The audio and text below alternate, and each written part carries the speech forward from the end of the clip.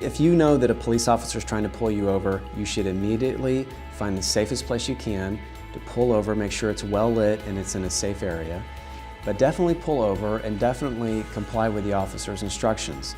You don't necessarily have to let the officers search your vehicle. You can exercise your right and not give consent to let them search.